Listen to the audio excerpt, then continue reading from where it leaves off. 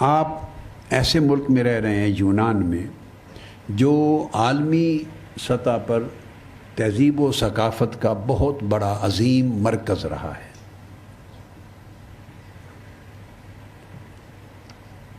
5 ملک ہیں جنہوں نے تہذیبوں کو جنم دیا ہے عالم انسانیت میں اور تاریخ انسانی میں۔ کتنے؟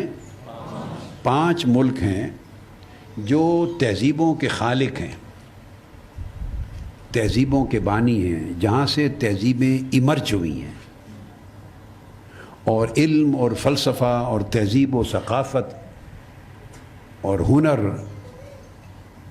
اور سلیقہ زندگی وہاں سے انسانی تاریخ کو ملا ہے۔ نون ہسٹری جو معلوم تاریخ ہے، اس اعتبار سے وہ سب سے پہلا خطہ یا سب سے پہلا پیریڈ بیبیلونین پیریڈ ہے، بابل اور نینوا کا۔ بابل اور نینوا عراق کی سرزمین کا خطہ ہے۔ اس تہذیب سے قبل کا جو زمانہ ہے اس کو زمانہ ما قبل تاریخ کہتے ہیں۔ اس سے پہلے کی تاریخ انسانوں کو معلوم نہیں، درج نہیں ہے۔ اس کے بعد دوسرا مرکز جہاں سے تہذیب و ثقافت نے جنم لیا ہے اور عالم انسانیت کو روشنی مہیا کی ہے، وہ مصر ہے۔ تو گویا 2 مرکز اس وقت تقسیم کے اعتبار سے عالم اسلام کے ممالک میں آ جاتے ہیں۔ 2 مرکز یورپ میں ہیں، اور یورپ کا سب سے پہلا مرکز جس نے تہذیب، ثقافت، علم، فلسفہ، مذہب اور مذہب شناسی اور انسان شناسی اور تہذیب اور ثقافت اور سائنس کا ارتقاء، ترقی دی ہے، وہ یونان ہے، بشمول طب کے۔ آج بھی آپ پاکستان، انڈیا، بنگلہ دیش کے خطوں میں یونانی طب کے نام سے واقف ہوں گے۔ آج بھی وہ طب آج بھی یونانی طب کہلاتی ہے۔ بے شک یہاں وہ یونانی حکیم نہیں رہے ہوں گے، مگر وہ حکمت اور وہ طب، وہ میڈیسن، اس نے پوری دنیا کو اپنے فیض سے مالا مال کیا۔ ٹھیک ہے، اسی زمانے میں ایسٹرن ورلڈ میں بھی، جاپان اور چائنا میں اور ہند میں، انڈیا میں بھی طب اور ان کا ایک اپنے فلسفے ارتقاء پذیر تھے۔ زمانہ کم و بیش ایک سا ہے، مگر بہت سے لوگوں کو ان کی تاریخ معلوم نہیں ہے۔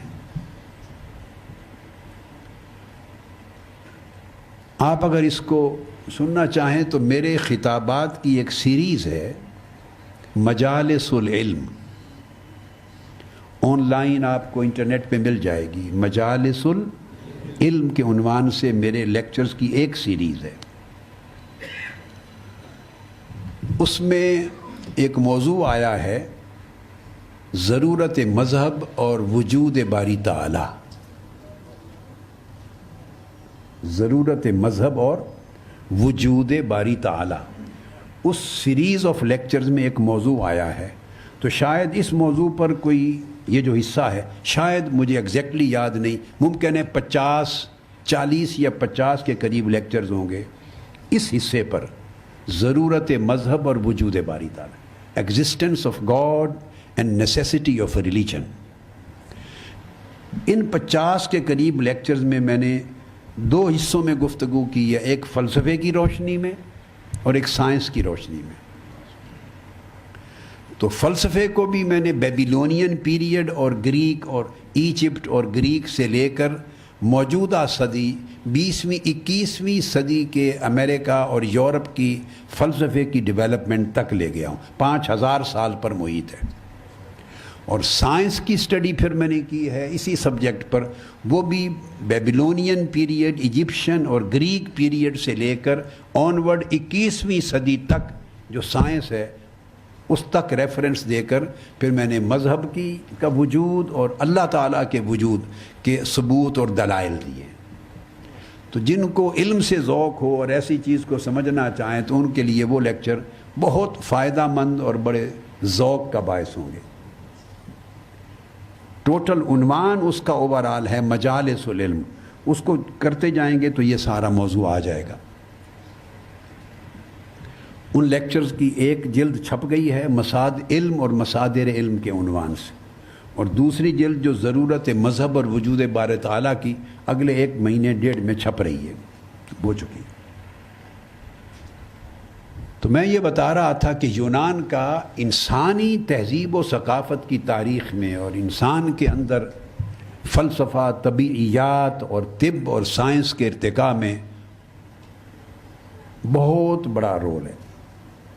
یہیں سے علم، فلسفہ، تہذیب، ثقافت یونان سے ٹرانسفر ہو کے پورے یورپ میں گئی، اور یونان کے بعد پھر رومن پیریڈ آتا ہے، روم، جہاں سے تہذیب نے نئی کروٹ لی ہے، سویلائزیشن نے. اور اس کے ساتھ پھر بیزنٹینین اور رومن کے ساتھ پھر استنبول بھی ایک مرکز بنا ہے، ٹرکی کا جو ہیڈ کوارٹر ہے. وہ جب ویسٹ اور ایسٹ میں تقسیم ہو گئی وہ سلطنت، تو اس دور کے بعد 5واں مرکز مدینہ بنا ہے تاریخ انسانی میں. میں ہسٹوریکل پرسپیکٹو میں بات کر رہا ہوں. پھر مکہ اور مدینہ جو سرزمین عرب ہے، بعثت محمدی صلی اللہ علیہ وآلہ وسلم کا جو دور ہے وہ پھر 5واں دور ہے، اور وہاں انسانی تہذیب و ثقافت کے ارتقاء کا آخری زمانہ تھا، جس سے آج تک انسانیت فیض یاب ہو رہی ہے. پھر 1000 سال کے بعد، 1200-1300 سال کے بعد پھر ماڈرن ایرا آ جاتا ہے، دور جدید. اس کا ایک اپنا زمانہ ہے ارتقاء کا. تو یونان سے مجھے ایک اپنی اس کے علمی مرکز ہونے کے ناطے بہت ینگ ایج سے یونان کے نام سے اور اس سرزمین سے مجھے طبیعت کے اندر ایک اپنی رغبت اور محبت ہوتی تھی کہ انسان کی تاریخ میں یونان کا، گریس کا بڑا کنٹریبیوشن ہے. اور الیگزینڈر دی گریٹ جب یہاں سے گئے ہیں فتوحات کرتے، تو ایک اور بھی بڑی عجیب بات آپ سن کے حیران ہوں گے، ان کی پیش قدمی جس ضلع اور شہر سے میرا تعلق ہے، جنگ، وہاں جا کے رکی تھی. وہ ضلع جنگ تک آئے ہیں الیگزینڈر دی گریٹ. وہاں ایک جگہ ہے شورکوٹ، جنگ میں ایک تحصیل، اس کے بعد پھر افواج واپس آئیں. خیر، یہ بائی دی وے چونکہ یونان میں گفتگو ہو رہی ہے تو میں نے چاہا کہ تمیدی کلمات میں اس حصے کو لائیں. تو یونان سے گویا میری اور ہر اہل علم کی، صاحب علم کی ایک طبعی یگانگت، ایک فطری تعلق اور موافقت، چونکہ یہ عالم انسانیت میں علم کا نور پھیلانے کا مرکز رہا ہے.